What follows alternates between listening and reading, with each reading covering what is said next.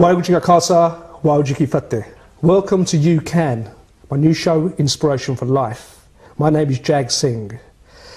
Many kids go to school to learn, experience, have fun, and hopefully carry some of these experiences into their adult life. But for some children, this isn't the case. Many children out there go through horrible experiences in school, especially when they come across the bully. Before I go over to my special guest, I'd just like to say very quickly to you guys out there being bullied, don't suffer in silence. There is help available. And to back that up, I'd like to introduce my guest from the Anti-Bullying Alliance, Lauren. Lauren, thank you for coming down. Hi, thanks for having me. Good, great. Was that okay coming down there? Was your journey okay? Yeah, not bad, not bad at all. Excellent. So, Lauren, could you please explain a little bit about your organisation, please? So the Anti-Bullying Alliance is hosted at the National Children's Bureau, which is a leading children's charity in England. And we've been around since 2002. Oh. And we were set up by the National Children's Bureau and NSPCC to bring together individuals and organisations who are committed to stopping all forms of bullying between children and young people. Excellent. Wow. So, Lauren, I just want to get to the core of the problem. If someone out there watching right now is being bullied, what would be your professional advice to this individual or individuals out there? I think you've said exactly the right thing already, Jag. Don't suffer in silence. You need to tell somebody what's going on. We know that over half of children are still saying now that they don't know who to tell if they or someone else is being bullied. It's just not good enough. Please do talk to somebody, whether that's your parent, whether that's your teacher, an adult that you trust. Just share it, and then things can change. Good, thank you. Excellent advice. If there are any parents or guardians out there who know that a child is being bullied, what would your advice be to them, please, Lauren? I think it can be a really difficult time for parents and carers if you're concerned that your child's being bullied. And the most important thing you can do is really be there for your child. Make sure you create spaces where they can talk to you about what's going on. Don't pressurise them, but just let them know that you're always there for them, you know, whatever's going on in their school life, and just really be their main source of support. And then if they do open up to you, they tell you what's going on, they share with you that they're being bullied, there are some clear steps that you can take. You know, what you need to do is keep a record of events, who's involved, what's happened. Excellent. Because that pressurising bit you just said, because of the childhood I had, very quickly for those people who didn't catch the show last time, me and my brother on the show were talking about between the age of 9 to 13, we were bullied every day. It wasn't just a school thing, it was a house thing, windows getting smashed. Obviously I've got my own children now. Now when my children come home and my wife told me to calm down and back off a little because it used to be, how'd school go? Was everything okay? Where'd you get that bruise from? And my wife said, no, calm down, Jag. You can't pressurise them too much. But so I've gone back a little bit, and if I see any marks on it or anything, I ask, so how did you get that mark? You're 100% right about the pressurising thing, because my wife obviously pushed me back a little bit and said, well, no, you know, just take it easy. You're getting paranoid. If they've got any issues, we need to sit down. I'm sure they'll talk to us about it. Your team is doing a great job, okay? It's great. I mean, I don't remember seeing a anti-bullying poster in my school. Sometimes I think if I would have seen one, there would have been a bit of hope.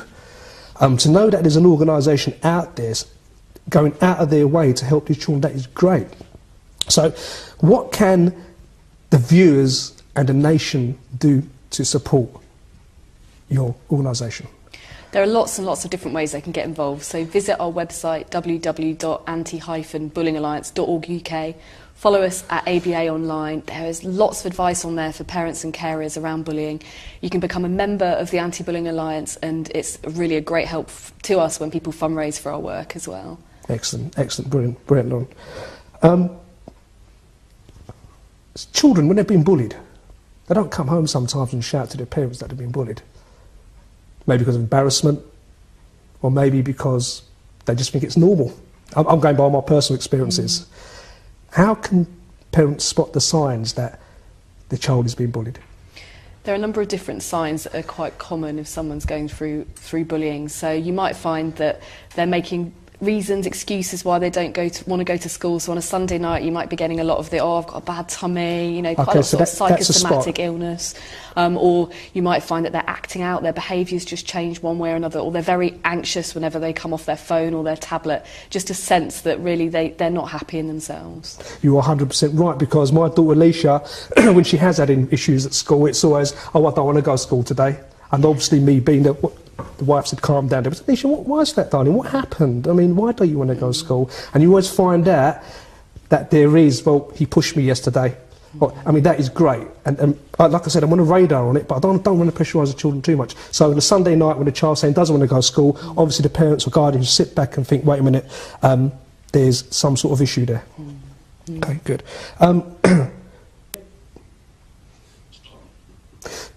Thank you, Lauren. New generation, social media out there, kids are on computers constantly. What about bullying online? Is that, please explain? So we hear a lot about cyberbullying on the news and about what's going on, but importantly, you've got to understand that for your children, the offline world and the online world is no different. It's all one world to them, and that's very normal for them to spend, to be honest, most of their time on social networks. But it can mean that there's some pretty nasty behaviour that goes on, and they might feel like it's quite difficult to get away from it. So with cyberbullying, it can feel like it's 24/7, that there's a lot of people involved, and that it quite quickly gets out of control. But there are some quite simple steps you can take around cyberbullying. You know, there are tools to report what's gone on. You can block the person that's sending the offensive messages, and you can keep a record by doing screenshots of the stuff that's gone on, and take that further. Great, great. Excellent. Again, the child sits near the iPad, the parents are cooking, chatting, or whatever. What are signs to say that there's an issue going on around? Because again, how can the parents or guardians out there read that stuff? It's not right. I think, like we said before, it's if your child, after using their tablets or their mobiles or being on their computers, seem upset, or they're using them quite, well, I say obsessively, we know children spend a lot of time on them, but they keep going back to them, and you can sense that they're quite agitated around what's going on, or they're being sort of very overly private around the conversations they're having online. Again, that's quite normal teenage behaviour, okay, yeah. But you know, it's always so important as a parent just to have open conversations. You know, oh, how are you finding it on Facebook, on Twitter, on Instagram, whatever? You know, oh, you know, who do you chat to on there? Do you know everyone that you chat to? Do you know all your friends, or some of them strangers? You know, how are you finding it? You know, have those kind of conversations. I think you hit the nail on the same. With teenagers, we have to be very delicate. But obviously, anyone younger than that, then the parents have the right to say, well, show me, I just want to see, or you can yourself trace through to see who they'd be talking to when they got to bed, just to keep an eye on who they're talking to out there. Workshops, Anti-Bullying Alliance workshops. Is there enough workshops being done at schools? Is there enough awareness in schools, do you think, Lauren? I think we've come a long way in the last 10 years. You know, like you said, when you were at school, people were still saying that bullying was just a rite of passage and something that happens to you.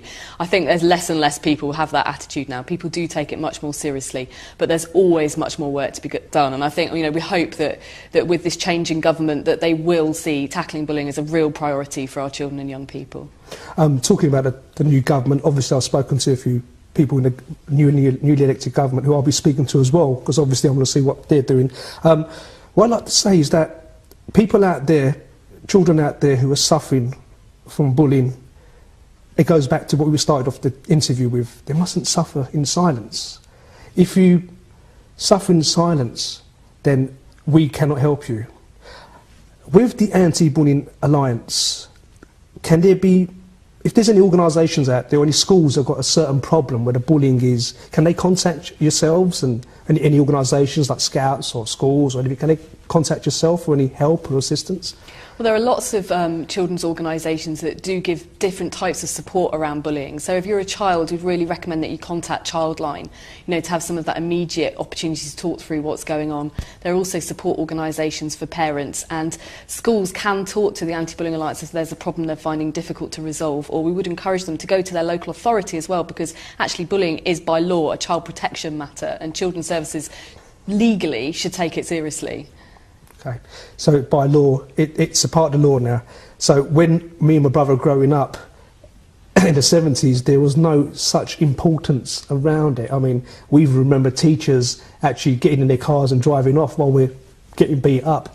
So I'm so glad that we're living in a time now where we have an organisation like yourself. Have you got any future plans for Anti-Bullying Alliance? Any future projects that are coming your way?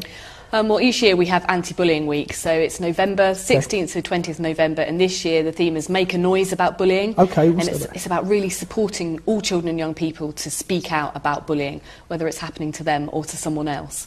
But we also want to use the week to really upskill teachers to respond appropriately if someone tells them that they're being bullied. So not to say, oh, you just need to man up, you know, if you didn't do this, you wouldn't get bullied, but to say, no, okay, I'm going to listen to this and I'm going to help you change the situation and make things better. Oh, wow.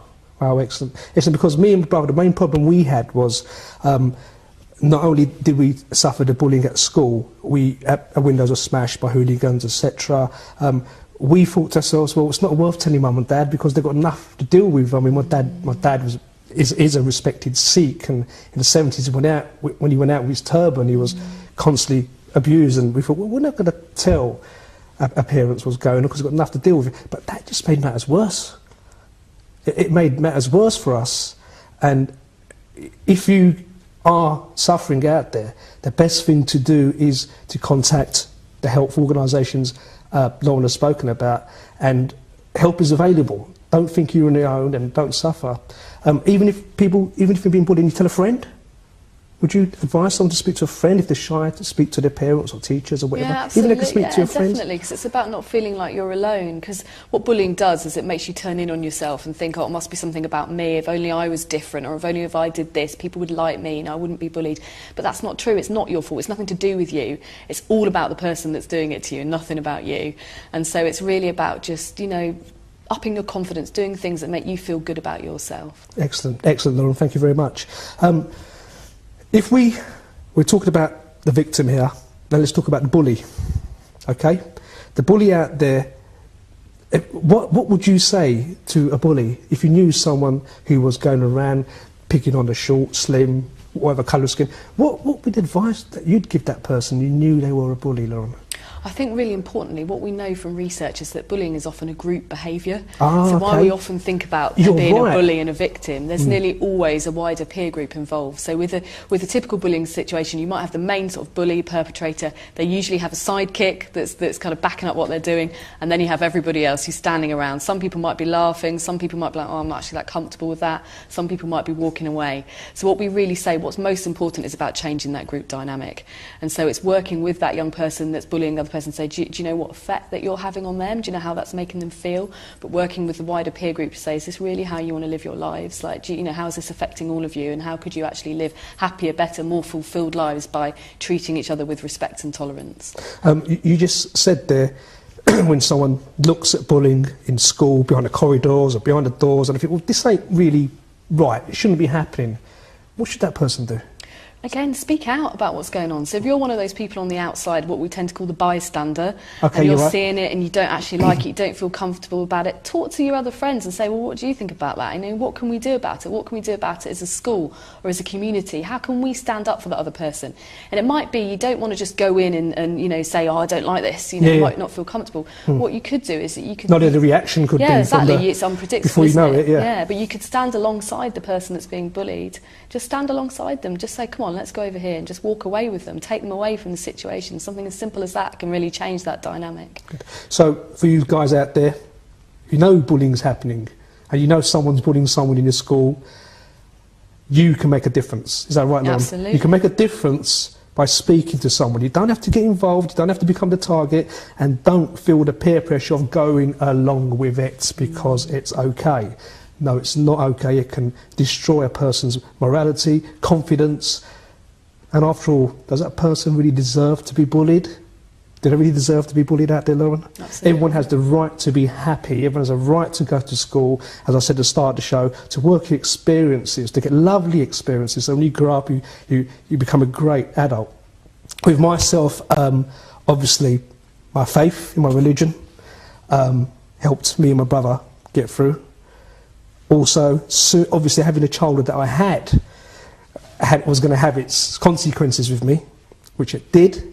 But luckily enough for me, I managed to walk on the road of self-help, learn more techniques of how to be a better person. But it was a mountain climb, Lauren. It wasn't easy, because the childhood we came through, we thought, wait a minute, we don't deserve to be happy. We don't. So the reason I'm saying this, Lauren, is because it can have a drastic effect if people do not stop bullying in school or do not do nothing. It can have a drastic effect on adult life. Would you agree, Lauren? Absolutely. Some research has just come out in this last week that's been published in The Lancet that shows that children who are bullied have more long-term mental health issues than children that have been abused, which is just staggering, really. And it was a really strong piece of research from Duke University and Warwick University. So we know that bullying has devastating effects on people's mental health long-term. Excellent, excellent. So you've heard it here. If you know someone who's been bullied, you don't want them to walk down the road, that Lauren has just said. You want them to have a great life. So speak to your parents, speak to your friends, speak to any organisation you can, but don't tolerate it. And for you guys out there being bullied, you've got the strong arm of the Anti-Bullying Alliance here to help you. When children suffer the bullying, and in some parents, like you said before, say to them, it's okay, or some teachers say, it's okay, you'll be okay. What's your advice to them? Is it going to be okay? Is it a passing phase? I don't think it is. I think something needs to be done. What would you recommend? Rather than ignoring it, what's the actions that the parents or guardians should take? I think it's really important that parents and carers realise that it does have a really serious kind of short-term and long-term effect on children, you know, right on into adulthood, which is very, very well researched. You know, I think as a parent, you just want the best for your child, and you want to hope that by saying, oh, it's just something you're going to go through, you're going to come out the other side, it'll be okay, and then it will just all go away. But very often it doesn't. Bullying's repetitive in its nature, tends to happen again, so it really needs to get stopped at its source. And as a parent, I talk about, you know, you need to be a lion for your children. You know, don't give up until that situation's resolved and your child is feeling safe and feeling happy, which is their right. Excellent. So complacency for parents and guardians. Don't get complacent. No. Don't think it's going